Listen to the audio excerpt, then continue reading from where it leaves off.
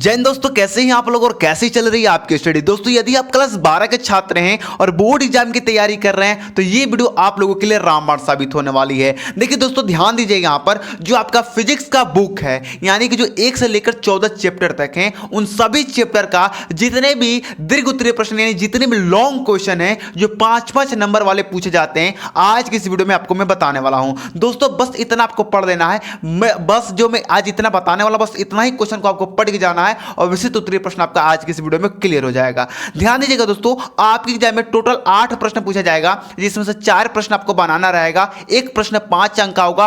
Total आपके exam में long जो क्वेश्चन होंगे, जो दीर्घ उत्तरीय यानी कि जो विशिष्ट उत्तरीय प्रश्न होंगे, वो टोटल 20 अंक के आएंगे। यानी कि आज की इस वीडियो में आप लोगों का 20 नंबर बिल्कुल ही पक्का हो जाने वाला है। तो चलिए दोस्तों, फटाफट हम इन सभी विशिष्ट उत्तरीय प्रश्नों को देख लेते हैं जो हमारे फिजिक्स के 20 नंबर क्लियर करने वाले हैं। तो चलिए दोस्तों, इनको हम देख लेते हैं। जो पहला प्रश्न है दोस्तों, उसे देखिए। स्थित विद्युत में गैस का प्रमेय क्या है? ये वेरी वेरी इंपॉर्टेंट है और ये आपसे लॉन्ग क्वेश्चन में पूछा जा सकता है। 5 नंबर में ये सारे जो प्रश्न मैं बताने वाला हूं, ये सभी प्रश्न आपके 5 नंबर वाले प्रश्न में पूछे जा सकते हैं। तो इन सबको आपको तैयार कर लेना है। देखिए दूसरा प्रश्न है कि किसी विद्युत दीर्घों की अक्ष के किसी बिंदु पर विद्युत क्षेत्र के सूत्र प्राप्त कीजिए। और एक बहुत ही इंपॉर्टेंट डेरिवेशन है, इसे भी आपको बिल्कुल भी छोड़ना नहीं है, इसे भी आपको कंप्लीट करके ही जाना है। तीसरा प्रश्न है कि गॉस प्रमेय की सहायता से किसी आवेशित गोलीय कोश की बाहर किसी बिंदु पर विद्युत क्षेत्र की तीव्रता ज्ञात कीजिए। ये भी एक इंपॉर्टेंट डेरिवेशन है, लेकिन बहुत ही ज्यादा इंपॉर्टेंट है। देखिए जितने भी आपके बुक के डेरिवेशन है ना, अगर आप उनको कंप्लीट कर लेते हो तो मानो कि 20 जो नंबर है, 20 में आपका 15 नंबर बिल्कुल ऐसे ही पक्का हो जाएगा। और डेरिवेशन का मैंने पहले वीडियो बना दिया है, उसका भी लिंक मैं डिस्क्रिप्शन में दे दूंगा, तो आप लोग उसे भी फुल वॉच कर सकते हैं। चलिए दोस्तों, जो 4 नंबर प्रश्न उसे देखिए। विद्युत दीर्घों के कारण निश्चय स्थिति को अनुप्रस्थ स्थिति भी बोल सकता है। आपके एग्जाम में आ जाए निश्चय स्थिति या अनुप्रस्थ स्थिति तो आप लोग कंफ्यूज मत होइएगा, ठीक है। मैं किसी बिंदु पर विद्युत क्षेत्र की तीव्रता का व्यंजक प्राप्त कीजिए, यह भी इंपॉर्टेंट डेरिवेशन है, ठीक है। तो इसे भी आप लोगों को तैयार कर लेना है। इसका सोल्यूशन मैं बहुत जल्द स्टार्ट करने वाला हूं, कल से या परसों से। कल से इसका सोल्यूशन मैं पूरा चालू कर दूंगा। जितने भी मैंने डेरिवेशन बताया था, जितने मैंने लॉन्ग क्वेश्चन बता रहा हूं, इस सबका आंसर मैं कल से आपको देना चालू कर दूंगा, ठीक है। और मैं परसों या कल मैं हिंदी का एक संपूर्ण वीडियो लेके आने वाला हूं, उस वीडियो को देख के जाइएगा, आपका हिंदी का पेपर क्लियर हो जाएगा। चलिए 5 नंबर प्रश्न देखिए मेरे प्यारे छात्रों। गॉस के नियम का उपयोग करके एक समान आवेशित अनंत समतल चादर के कारण विद्युत क्षेत्र ज्ञात कीजिए। और यह भी बहुत इंपॉर्टेंट है क्वेश्चन, इसे भी आपको छोड़ के बिल्कुल भी नहीं जाना है। चलिए छठा प्रश्न देखिए, यह बहुत इंपॉर्टेंट क्वेश्चन, इसे भी आपको छोड़ के बिल्कुल नहीं जाना है, किसी भी क्वेश्चन को आपको छोड़ना नहीं है, ठीक है। विद्युत दीर्घों को परिभाषित कीजिए। किसी विद्युत दीर्घों के एक अच्छी स्थिति में किसी बिंदु पर विद्युत विभव का सूत्र प्राप्त कीजिए या स्थापित कीजिए। वेरी वेरी इंपॉर्टेंट है, इसे भी आपको तैयार करके ही अपने बोर्ड एग्जाम में जाना है, ठीक है। देखिए मैं पूरे बुक का बता रहा हूं, ये नहीं कि जो प्रथम बुक है उसी का बता रहा हूं या द्वितीय बुक का, मैं पूरे बुक का दोनों मिला के 1 से लेकर 14 चैप्टर के सभी चैप्टरों का,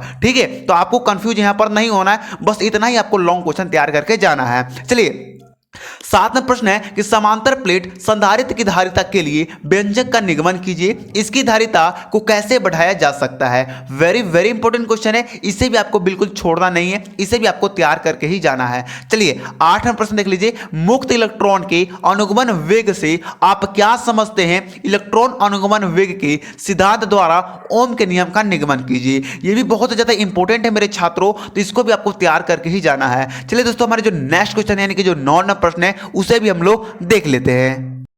तो मेरे प्यारे छात्रों, जो 9 नंबर प्रश्न उसे देखिए। मैं आपको टोटल 22 प्रश्न बताऊंगा पूरे बुक का, मात्र 22। इनको कंप्लीट करके जाना है। अब इसको याद करके आपको नहीं जाना है, इनको प्रैक्टिस करके जाना है, अपने से भी बना के इसमें लिख सकते हो। देखिए 9 नंबर प्रश्न है कि बायो-सेवर्ट का नियम का उल्लेख कीजिए। वेरी वेरी इंपॉर्टेंट है और इसे मैंने पहले ही करा दिया है, ठीक है। देखिए अगर आपने फिजिक्स का जो मैंने वीडियो पहले बनाया उससे अगर आपने नहीं देखा है तो पूरे फिजिक्स का जो प्ले लिस्ट है वो मैंने डिस्क्रिप्शन में दे दिया है। आप सारे मेरे फिजिक्स का बनाए हुए वीडियो को को देख पाएंगे। ठीक है, चलिए 10 नंबर है गैल्वेनोमीटर को एक वोल्ट मीटर में कैसे परिवर्तित किया जाता है। ठीक है, ये भी बहुत इंपॉर्टेंट है, इसे भी आपको तैयार करके ही जाना है। देखिए नेक्स्ट क्वेश्चन है कि भूचुंबकत्व के विभिन्न अवयव क्या है, इनकी परिभाषा दीजिए। ठीक है, इसको भी आपको तैयार करके ही जाना है। अगर आपको इसका आंसर क्वेश्चन बैंक में नहीं मिल रहा है तो मैं इसका सोल्यूशन बहुत जल्द लेके आने वाला हूं। ठीक है, 13 नंबर प्रश्न है कि विद्युत चुंबकीय प्रेरण क्या है, क्या होता है या क्या है।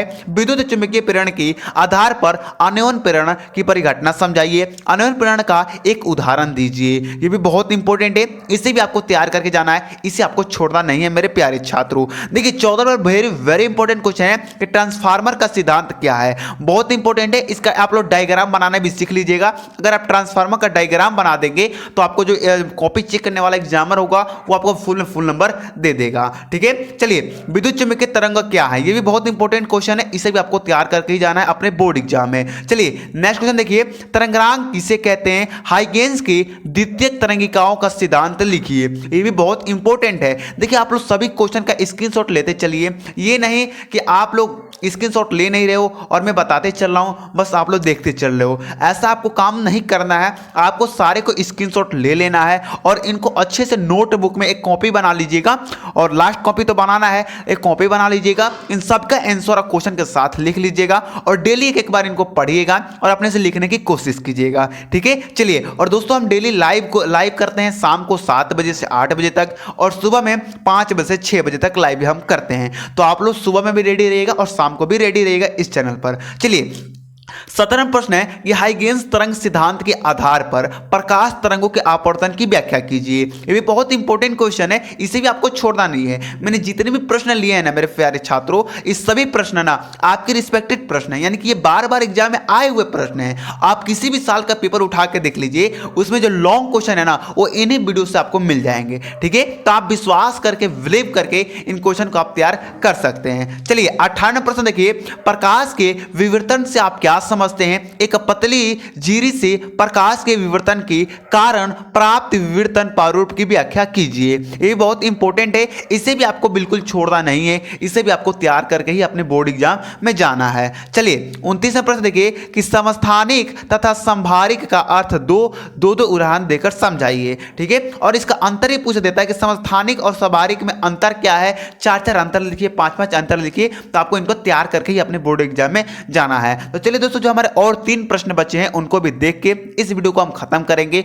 और जल्द ही इनका मैं सॉल्यूशन आपके सामने रखने वाला हूं। तो आप लोग चैनल को सब्सक्राइब कर लीजिए, वीडियो को लाइक कर लीजिए, क्योंकि इस चैनल पर सभी विषय का तैयारी कराया जाता है। तो चलिए दोस्तों, हम उनको भी देख लेते हैं। जो 20 नंबर प्रश्न उससे देखिए, पीएन संधि डायोड के लिए अग्रदृशिक तथा पश्चिम दृशिक अवस्था में परिपथ आरेख खींचिए। 2 अवस्थाओं हेतु प्राप्त अलिक्षण वर्गों को समझाइए। ये भी बहुत इंपॉर्टेंट क्वेश्चन है मेरे प्यारे छात्रों, और इनको भी आपको छोड़ना नहीं है, इनको भी आपको तैयार करके ही जाना है। ठीक है, चलिए देखिए दोस्तों, थोड़ा मेरा कैमरा जो वो किचकिच हो रहा है उसके लिए क्षमा कीजिएगा, बस थोड़ा देर के लिए था, अब नहीं होगा। चलिए 21वां प्रश्न देखिए, परिपथ आरेख खींचकर पीएन संधि डायोड की पूर्ण तरंग दृष्टिकारी के रूप में कार्य विधि समझाइए। यह भी बहुत इंपॉर्टेंट क्वेश्चन है, इसे भी आपको बिल्कुल छोड़ के नहीं जाना है मेरे प्यारे छात्रों, सभी को तैयार करके जाना है। ठीक है, मात्र 22 क्वेश्चन में बोल रहा हूं, इन 22 क्वेश्चन को आप तैयार करके यहां पर टोटल आप 20 नंबर बिल्कुल पा सकते हैं। ठीक है, देखिए 22वां प्रश्न और लास्ट प्रश्न है कि जेनर डायोड क्या होता है। उपयुक्त परिपथ का चित्र बनाकर इसका वोल्टेज रेगुलेटर के